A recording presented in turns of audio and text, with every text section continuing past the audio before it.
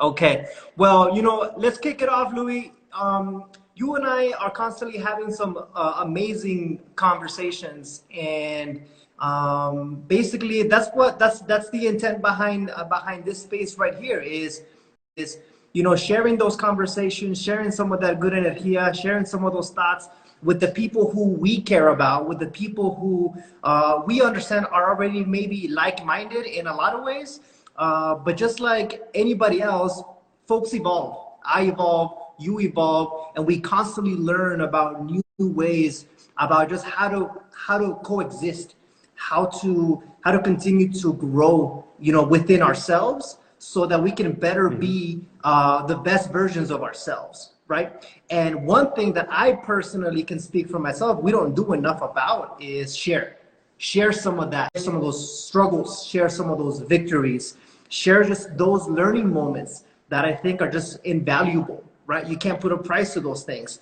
And so I thought just yesterday, I just thought, you know what? Let's go live. Let's have a conversation about that stuff live and share with folks out there. So Louis, first of all, thank you. Thank you for entertaining the idea so last minute to just jump on here and share some of those thoughts with some of our folks. Thank you for doing that. I really, really appreciate that. Disclaimer, again, this is the first time I do anything like this. Personally, I'm more of a private person, but being in the field that I am in my profession, I kind of have to kick that out of the way. I have to evolve, so to speak, in that sense, and be a little more open and more vulnerable to sharing with folks, so that they could see a different version of myself, that authentic aspect of who we truly are, right? And we're blessed and grateful to have technology, grateful to have the ability to do these types of things, and so why not take advantage of them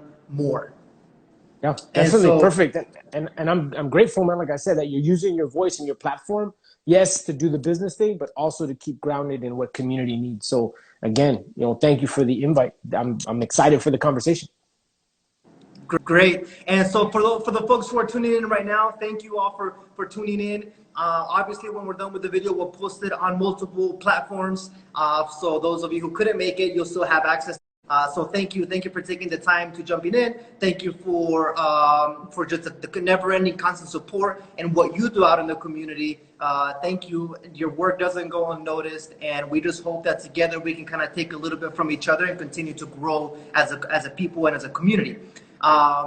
Without further ado, Louis, a lot of the folks out there who are going to see this video know you, and my hope is that there's a lot of people who don't know you as well. And so, if you could just take maybe a few minutes to talk about, a little bit about who is Louis and what is Zencons.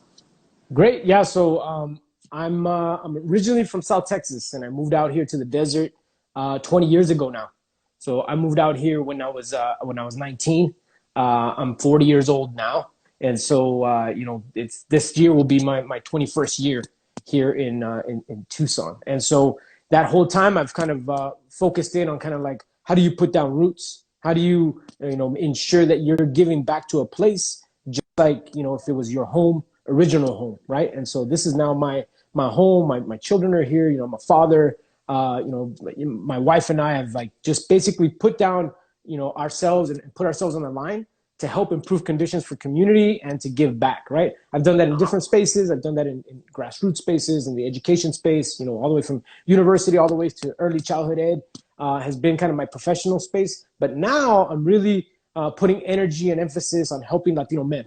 So Zencons, the work that I do through my coaching work is to help really Latino men who are in essence transitioning, like you're talking about, right? Like we need to evolve. Those folks who want to evolve, but sometimes those examples either aren't there or they haven't gone through those same trials or tribulations or whatever the case may be. So, I see myself as an asset and a resource to the community, right? And trying to be that exemplar of what I talk about. Like, yeah, we should be successful, be able to help each other, and we shouldn't be afraid to kind of go after that success in the same light of kind of giving back to the community, right? That it shouldn't just be, a dichotomy. Like, nope, well, I'm successful and the heck with everybody else. It should be, I'm successful, so now I can help even more, right?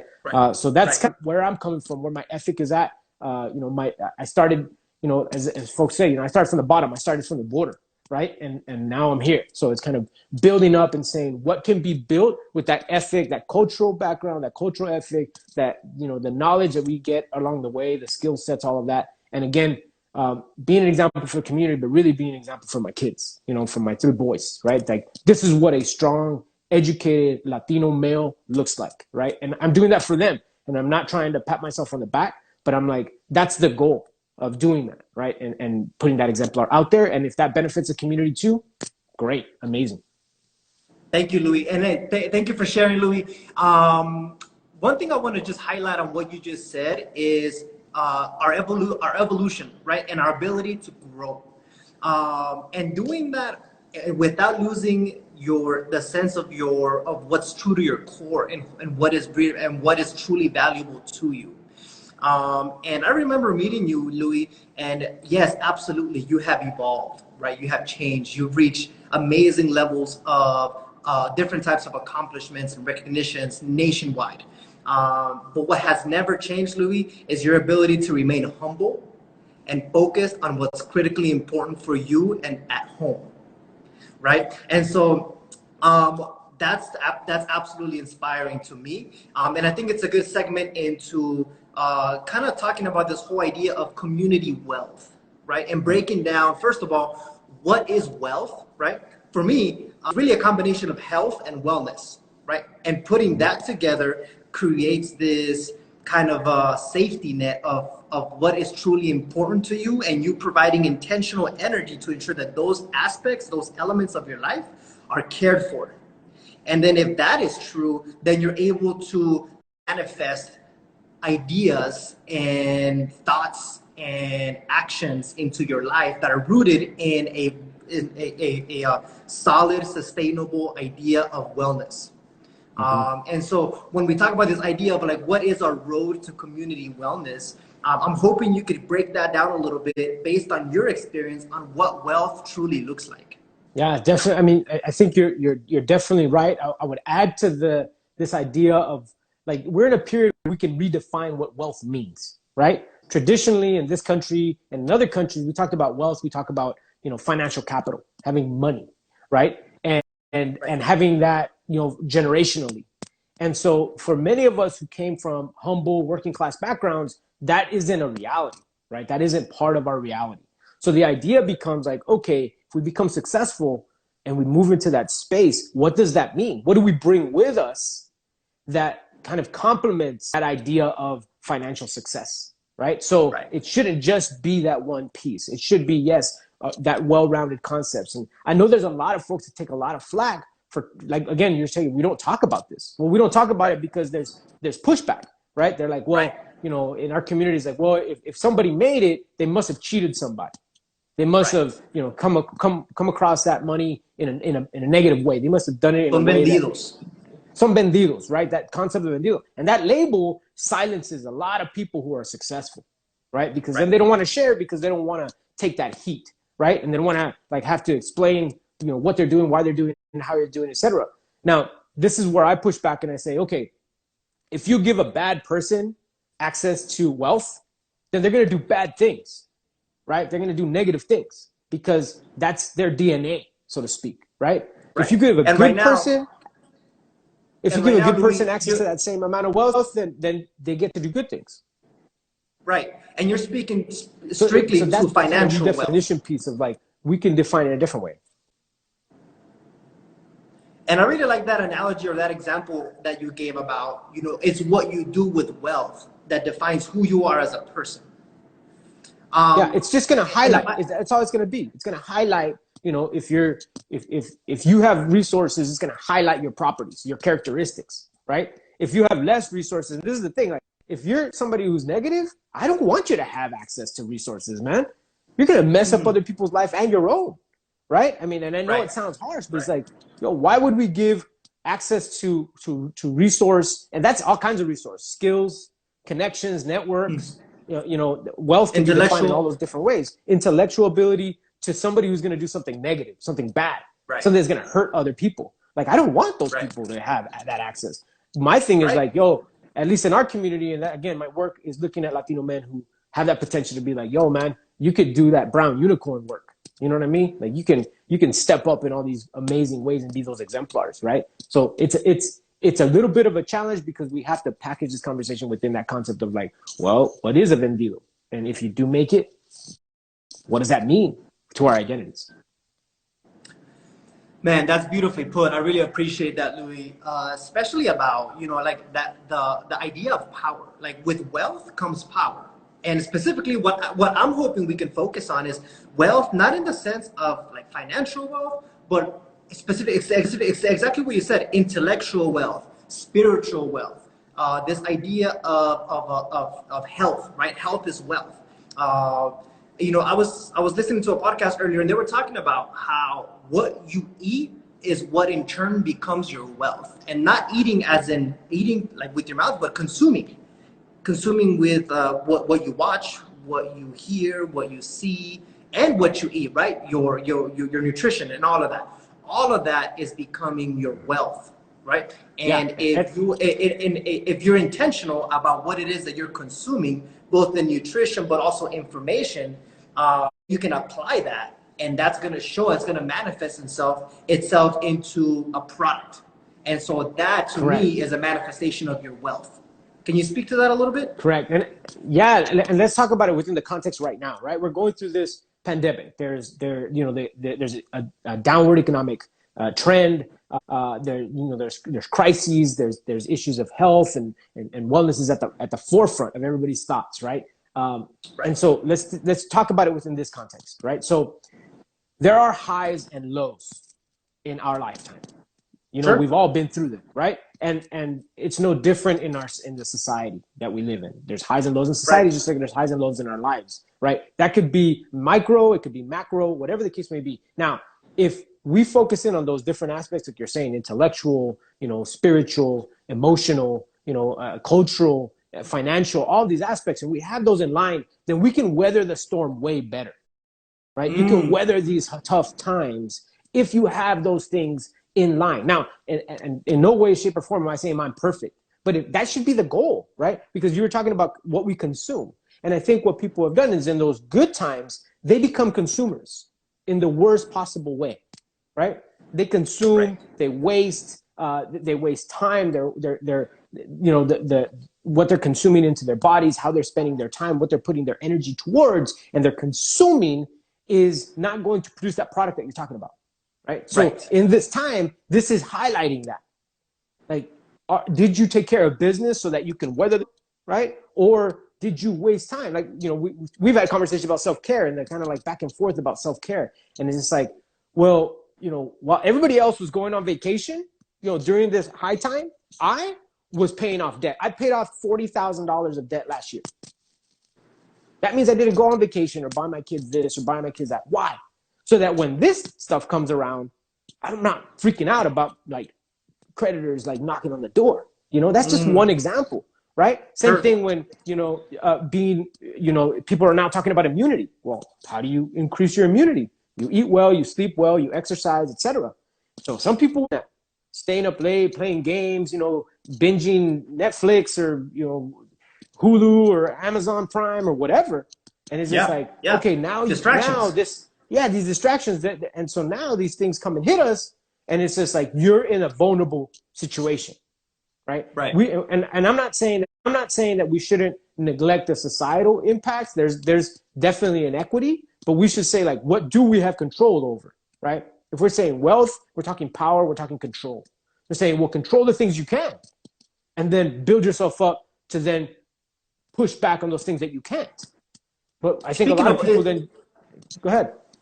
Yeah, speaking of which, Louis, you know, I think one of the things that I love having these conversations, one of the reasons why I love having these conversations with you about is because they oftentimes focus on mindset, right? And when you talk about focus on what you can control, there's a lot of things we can't control, right? There's a lot of them. We can sit here and spend hours talking about them. And I can really think about one thing that we actually can control, and that's your mindset, right? So when you talk about it, you know, you paying off debt, and those are very tangible things that you could do that are gonna set you up to be able to weather any type of storm, right? Because usually our stressors are a result of our finances, right? So obviously you can focus on that. Those are very tangible. You can do that. You can make sacrifices, temporary sacrifices to pay off debt, so on and so forth.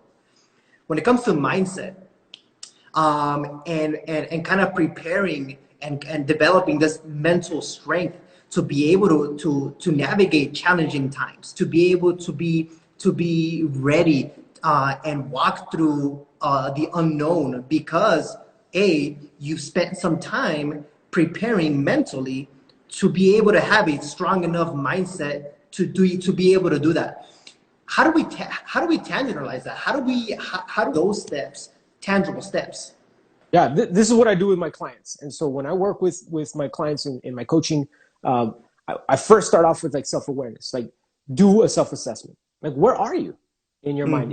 On my website, there is a quiz that you can take for these different aspects, an inventory you have to take. So you take this quiz and it looks at, where are you in these different aspects of your life that make us who we are, right? Right. And so you have to know what you're up against. That's number one. And so you have to start off by saying, okay, my mindset is this. Then you have to really break it down and figure out things like, well, what are your triggers? Where are your weaknesses, right? What gets you off track, right? And you understand that, okay. So I understand like where I'm doing well and where I'm not doing well. And then I think what most people will do is they say, I need to go work on the things that I'm not good at.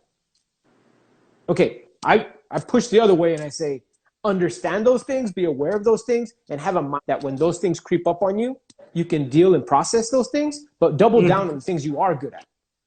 Double down on those things. Put your energy into that, right? Because we are so used to kind of that deficit mindset, right? This also happens in our community where we want to talk about dropout rates and teen pregnancy and, drug use and, all these things. It's like, when are we going to talk about how many brown millionaires there are?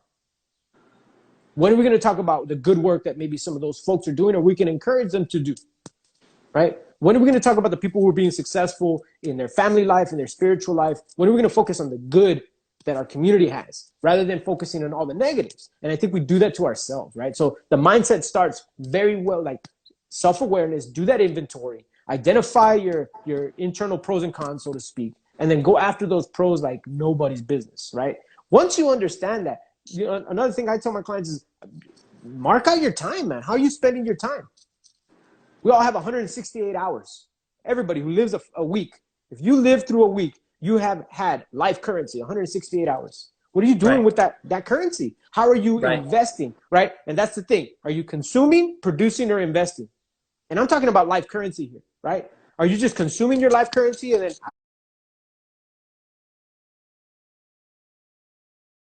out of time? Or are you investing that time to build up the skill set so that you can be better later? Right. You have to pick one of those three. And I think people are really, really confused because they're like, oh, I'm going to engage in self-care. Okay. Are you consuming, producing, or investing? Even within your self-care. When I talk about self-care, I'm trying to fill my cup so much that it overfills into everybody else's cup. Right. I'm not just filling my cup. Right. And so I think that's a tangible way to look at this of mindset. Like, am I doing things that aren't just going to benefit me, but going to have a ripple of wealth? Where you're an asset that other people can depend on, look towards, count on, whatever the case may be, right? So those are just some real basic, tangible first steps that people can take. But we have to really, break that down and say, well, what do you really want? And what's your purpose? Because if you're aware of who you are, but you don't know what you want, then you're just all over the map. Right. Awareness. It all starts with awareness. And then, something that I can share for myself personally, Louis, is, a long time ago, we were having these conversations and I was trying to still figure out this whole idea of prioritizing your mind, your mindset, doing your mental work, getting your mind right. And when I finally started to see benefits of, okay, that's what that means. And I'm starting to reap some of the benefits of the work that I was doing to prioritize the mind work. Right? Prioritizing that mental strength. And the benefits are, you can't ignore them. Once you start to see, once that awareness starts to really work for you and starts to kind of pinpoint, that's the old me, and I'm glad I didn't do what the old me would have done. Then you start seeing a direct feedback. Okay, this is working, and it kind of encourages you to keep going. Yep. Yeah. I'm glad that you're sharing that, right? And being vulnerable with that. You know, Right. I can share for myself. Like, I've recognized that in me, where I said, I'm changing, and the old me would have reacted this way. I need to Right. react this way now for the outcome that I want. It's Yeah. based on my outcome, right? So, as I said before, I want to be an exemplar for my children. So if that's the goal, then I'm like, I have to act a certain way and have to live up to that, because that's what the goal is, right? If the goal is, yeah, put a lot of zeros in my bank account by any means necessary, then your behavior is gonna like follow that trajectory, right? Yes. So it's not just about like, well, you know, I'm thinking this way, but I'm acting this way. That reinforces that thinking, and it's an active process, right? Think about it. Think of the mind as a muscle, right? Right. If you have an athlete, you know, the athlete is getting muscle memory from doing the same. You know, in your son's case, you know, swinging that bat, right? Pitching that ball. And it's the over and repetition of over and over and over of doing it. It's not, people talk about practice makes perfect. No, perfect practice makes perfect. Right. Doing it the right way over and over and over. And that's what we have to do with our mind. Because what's real easy for our mind to do is go in that negative trajectory and self-doubt and I can't do this and fear and scarcity mentality and all that. And then it's a self-fulfilling prophecy. I'm not going to get that job. I'm not going to get that raise. This deal isn't going to go through. Nobody's going to count on me. I'm not worthy. You know, all of that self-doubt and imposter syndrome, which is another thing I talk to my clients about, is like, we got to get rid of that. Like, you deserve it. You know, you deserve to live that good life. Your children deserve it. Your community deserve it. In fact, we need you. I need you to live a good life. Because if you live a good life, I know my community is going to be better off. Right. Instead of me saying like, well, I want him to be successful, but I don't want him to be more successful than me. Yeah. You know, like that's the wrong way to think about it, right? It should be like, I want everybody to be as successful as they can be, because that's going to improve everyone's overall condition. And it's amazing to hear you say that, because you and I have had these conversations as well about, you know, we grow up thinking that success is almost like wrong. Like, you like, just make enough to be okay, mijo, but don't make too much, because people are gonna think a certain thing about you, or you're going to stand out, and you don't want to do that. And there's this like shame behind reaching certain levels of your goals, right, and your success. And once you become quote unquote successful, there's almost like this little voice in the back of your head saying, that's too much. That's too much. And I love to hear you talking about, you know, the analogy of like, you want your cup to just overflow with success so that everyone around you can come up with you, right? Yeah, you're a channel, man. That's how it works. Like, we're a channel. We're channeling this energy. We're channeling our knowledge. We're channeling resource. We're channeling, you know, our financial success, our intellectual ability. We're channeling that, right? And so the thing is, if you're a positive, good person, I want you to channel that like a son of a gun. You know what I mean? Like anywhere and everywhere, because I know you're going to improve things. And it's like, we have to get rid of that guilt, self-doubt, all of that stuff that's been kind of embedded, right? Like you're saying, like, mijo, ya, eso es suficiente, right? It's like, well, why? Why is it enough? I would, man, if I can offer to others, then let's do it. Again, going back to this time period, right? I own properties and I have tenants, and I'm like, yo, I got you. You know, don't worry about right now. You know, I got you. I'd rather be in that situation than be in the situation of like, well, I can't help anybody, you know, because I stopped. And that's something I talk about. Like, if you can, you should. If you do have the wherewithal to go to school, go to school. If you have the wherewithal to, you know, do business, then do business. If you have the wherewithal to, just do it. And you can't give what you don't have. Exactly. Exactly. Right. If you don't have it, then how are you going to help? Right. So it's this catch-22 where we're saying like, no, pues you have to limit yourself, but then you have to give as much as you can. And it's just like, well, I want to share the surplus, right? I want to share the excess. It almost makes you think about, it almost makes you wonder, well, why? Like, who gave us this glass ceiling? You know, and obviously that's a conversation for a whole another time. Maybe we can come back and do this another time.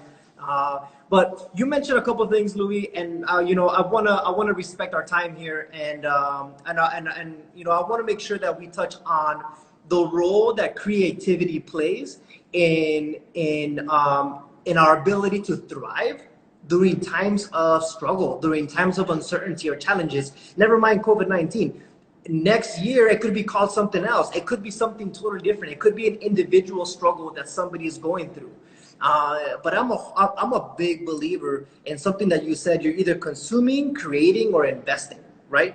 And investing and creating is just something that is going to be one of those alternatives that will always get you out of whatever darkness you're experiencing, right? Creating and really achieving and really digging into the creative side is healing, right? It's just absolutely complete healing. So can you touch a little bit about what's been your personal experience and really diving into your creative self to be able to get through difficult moments?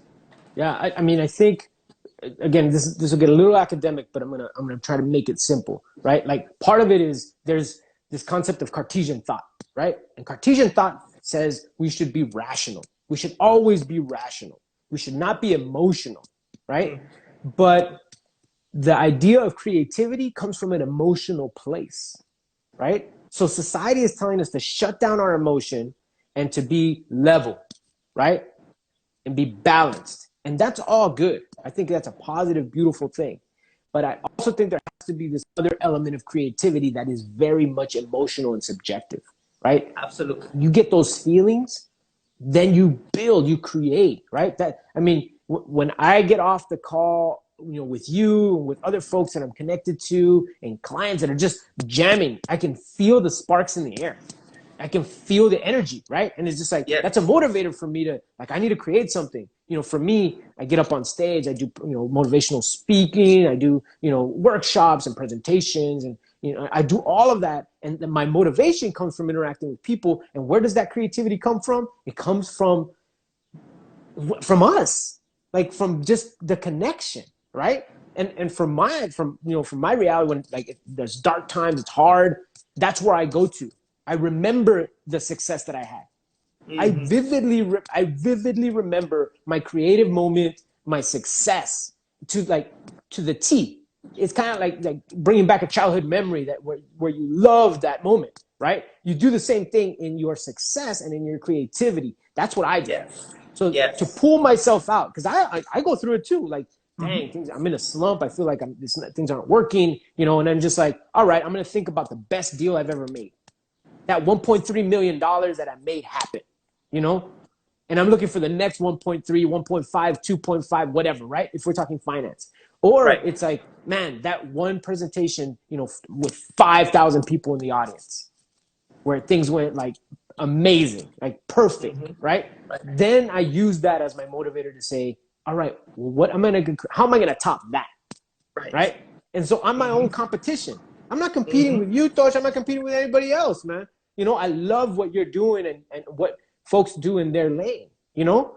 And I like jumping around to different lanes and trying out different things and staying creative that way. I get bored just doing one thing, right? But creativity is about remembering that emotional piece.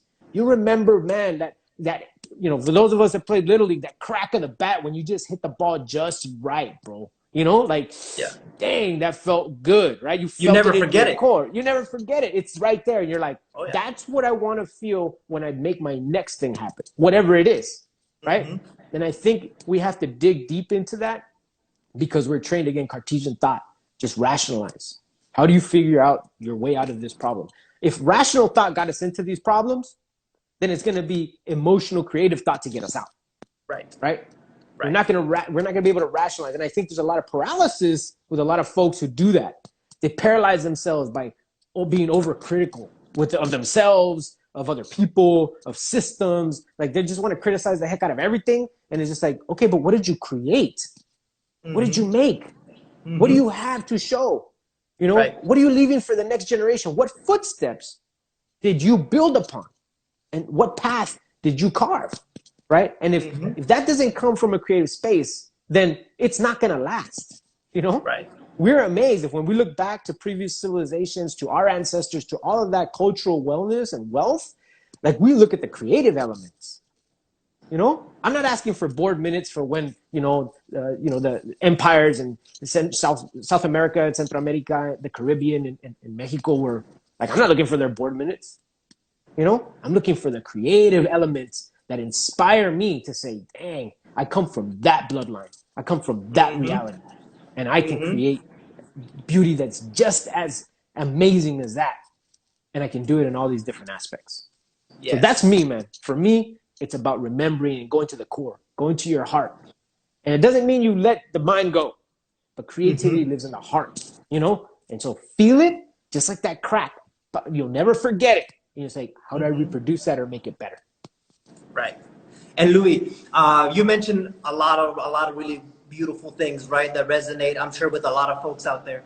But before we go, I want to acknowledge that times are tough right now, right? There's a lot of people struggling. There's a lot of people trying to figure out how to just survive, right? And my heart and my thoughts, and we help where we can, goes out to all those folks. But if you could share anything right now in this moment that speaks to our ability to develop our mental strength, right? To our ability to focus on creating wealth for us, right? Internal wealth in our home, in our community, in our family, to be able to thrive during times of uncertainty and challenging times. What kind of message do you have for folks who are right now stuck in survival mode, that are trying to get themselves out and develop those skills? Yeah. I mean, I go back again and I think of my family who went through hard times, right? So I come from an agricultural family. So if you know anything about agriculture, the agricultural space is unpredictable because it's based on the weather. So, these feast or famine times are exacerbated when you come from an agricultural family, right? Because there'll be one year where, man, everything fell into place perfectly. There was no plague. The weather was beautiful. You got everything you needed, and you had a bounty, right? And Mm-hmm. then there's moments where none of that fell into place, and it's like, dang, again, feast or famine, right? And so if you're in a mentality in a space right now of famine, then you have to go back in your mind into a space of prosperity. Now, if you haven't had that in the past, then you have to start creating a plan for that. What are you going to do right now to survive? Just straight up survive. Get the Yeah. resources you need. Connect with individuals, organizations, whoever, whatever you can get to help you. But then, as quickly as possible, set up the plan to be able to start stepping out of that by building your skills, building your know-how, connecting with individuals that can help you, and again, changing who you are and not being afraid to evolve, right? You have to start setting that up so that way you can change and be ready for the change when things turn around, Right. right? So a lot of times it's almost like you have to be ahead of the curve. You have to predict what's going to happen next. And some things are unpredictable, but you have to be prepared to be like, okay, if this X, Y, and Z would happen, how would I respond to that? Am I Mm-hmm. ready for that? I told, I also have an executive coach that I work with, right? And I remember telling my executive coach, you know, if everything were to go to hell, my family would be okay. And why? Because my family has put things down in such a way. And when I say my family now, in this case, I'm talking about my parents and grandparents and great grandparents, that I have a place that's paid off, that's like it's sitting there for me.